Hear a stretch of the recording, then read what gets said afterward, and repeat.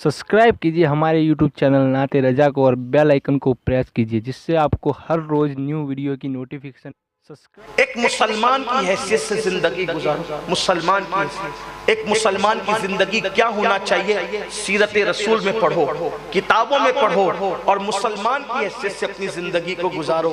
अगर मुसलमान की हैसियत से जिंदगी गुजारना किसे कहते हैं, बहुत लंबी चौड़ी अगर समझ में ना आए तो एक छोटी सी बात अर्ज करके अपनी बात मुकम्मल कर लूं कि मुसलमान कैसे थे, मुसलमानों की जिंदगी कैसी थी, मुसलमानों के शबो रोज कैसे थे, मुसलमानों के रात और दिन कैसे थे, किस शान से मुसलमान अपनी जिंदगी को गुजारते थे। बस इतना, मुसलमान की जिंदगी कुल मिलाकर इतनी है, अगर फैला दे पूरा इस्लाम और अगर समेट दे तो इतनी कि मुसलमान इस तसव्वुर से जिंदगी गुजारता है कि मेरा अल्लाह मुझे देख रहा है, मेरा अल्लाह मुझे देख रहा है। इस तसव्वुर से मुसलमान जिंदगी गुजारता है। वो कारोबार करे तो झूठ ना बोले, वो चले तो किसी पे बदनजरी ना करे, वो भूखा रह जाए लेकिन हराम लुक्मा उसके हलक के नीचे ना उतरे, उसे जला दिया जाए वो जलाए जाने को पसंद करे लेकिन वो कभी शराब की बोतल को हाथ लगाने को पसंद न करे, उसे मर जाना पसंद हो लेकिन दीन से दूर जाना पसंद न हो। मुसलमानों की जिंदगी ये है। वो इंसान तो इंसान है, मुसलमान जानवरों पे भी शफकत करता है, जानवरों पे भी शफकत करता है। हजरत सैयद अहमद कबीर रफाई रहमतुल्लाह अलैह का नाम आपने सुना होगा। क्या लोग थे, लोग समझते सिर्फ तस्बीह पढ़ने से विलायत मिलती है, तस्बीह पढ़ने से विलायत नहीं मिलती, मुसलमान बन जाने से विलायत मिलती है। माला तो कोई भी जप लेता है, मुसलमान बनो पहले। और मुसलमान बनना क्या है, ये शहादत गहे उल्फत में कदम रखना है। लोग आसान समझते हैं मुसलमान होना। हजरत सैयद अहमद कबीर रफाई, आपके जिस्म पर मच्छर बैठ जाए, मच्छर, तवज्जो करें मुसलमान कैसे थे, मच्छर बैठ जाए उड़ाने नहीं देते थे। मच्छर नहीं उड़ाना मेरे जिस्म से, क्यों? कई अल्लाह की मखलूक है, अगर अल्लाह ने इसकी ग़िज़ा मेरे खून में रखी है तो उसे पी लेने। ये फिक्र थी। आप सोते सोते और नींद के दरमियान आपकी आस्तीन पे बिल्ली आकर सो गई। देखो मुसलमान, सैयदी अहमद कबीर रफाई की आस्तीन पर बिल्ली आकर सो गई। असल में बुजुर्गों की जो आस्तीनें होती थी वो चौड़ी होती थी और सुन्नत भी यही है, चौड़ी आस्तीन। वो जुब्बों में नहीं जो चौड़ी सी आस्तीन होती, अक्सर चौड़ी आस्तीन।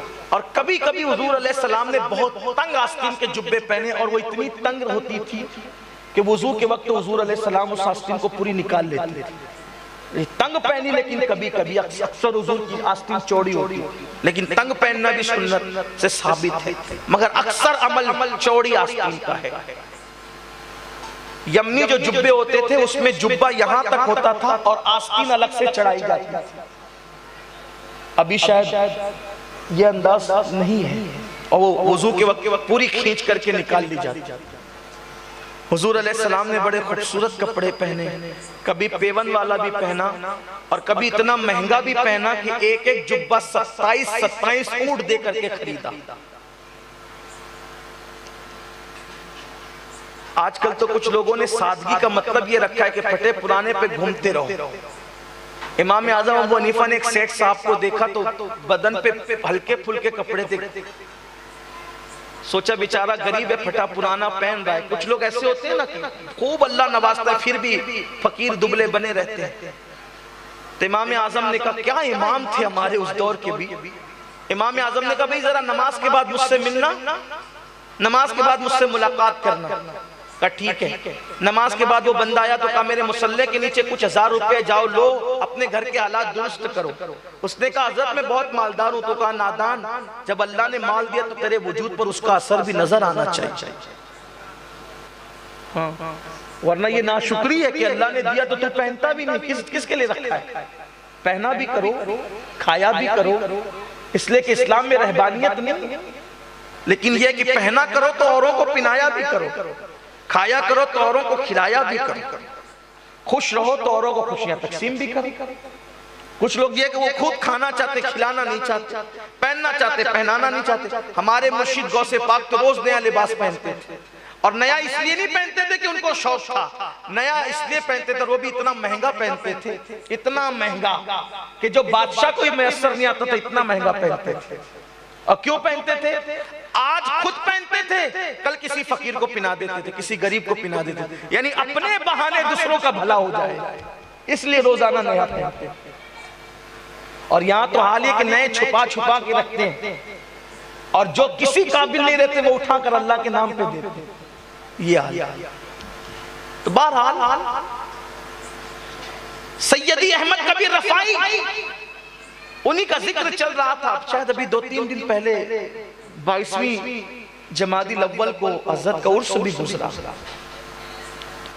اور اچانک حضرت کا ذہن میں ان کی یاد آ گئی، تو میں بتا رہا ہوں کہ مسلمان کیسے تھے۔ مچھر بیٹھ جائے تو اڑانے نہیں دیتے تھے کہ میرے خون میں اس کا حصہ ہے، اس کو پی لینے دو۔ بلی آپ کی آستین پہ سو گئی، فجر کا وقت ہوا، اب جانا مسجد ہے، اب توجہ کریں۔ مسلمان کیسے مسلمان؟ یہاں تو ماں باپ کو مارا جا رہا ہے، بلی کا کون خیال کرے؟ سگے بھائیوں کا کوئی پرسان حال نہیں، عید کے دن بھائی کو سلام کرنے نہیں جاتے، بلیوں کا کون خیال کرے؟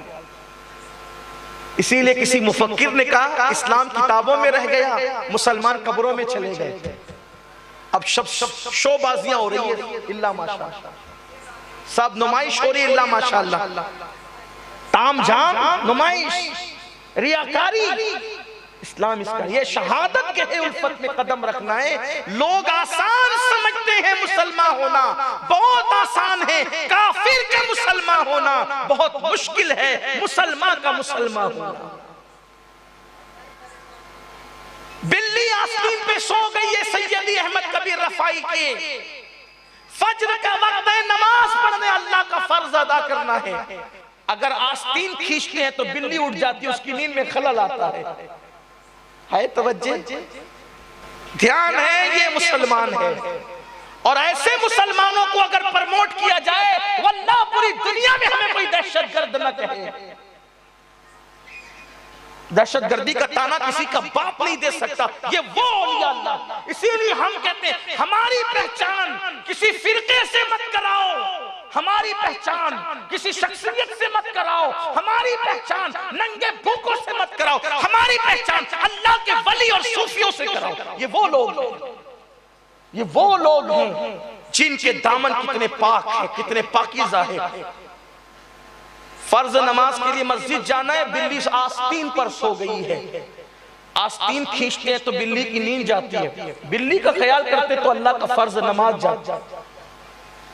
بلی کا حق چھینے تو اللہ کا حق ادا نہیں ہوتا، اور اللہ کا حق ادا کرنے جائے تو بلی کی نیند اڑتی ہے۔ سیدی احمد کبیر رفائی نے کینچی منگوائی اور اپنے ہاتھ کو کھینچا اور دور سے آستین کاٹ دیا تاکہ بلی کی نیند میں خلل نہ آئے۔ آستین کاٹنا گوارا کیا، بلی کی نیند میں خلل آ جائے گوارا نہیں کیا، اور جب فجر پڑھ کر آئے بلی جا چکی تھی، پھر اس آستین کو آپ نے سی لیا۔ جو بلی کی نیند میں خلل ڈالنا گوارا نہ کرے، یہ ہے مسلمان، یہ اللہ والے، یہ اللہ کے برگزیدہ بندے، یہ جنتی لوگ ہیں۔ یہاں تو گھر میں شادی ہو تو پورا محلہ سر پہ اٹھا ڈی جے بج رہا ہے، ڈھولک بج رہی ہے، ناچے جا رہے ہیں، نہ بیمار کا خیال، نہ قرآن پڑھنے والوں کا خیال، نہ نماز پڑھنے والوں۔ یہ کون سا اسلام ہے؟ آؤ مسلمانوں اسلام کی طرف، اسلام پڑھو، اسلام سمجھو۔ اللہ سے دعا ہے کہ اللہ پہلے مجھے عمل کی توفیق دے، اور آپ سب کو گفتگو کے درمیان اگر کوئی غلطی ہو تو اللہ معاف فرمائے۔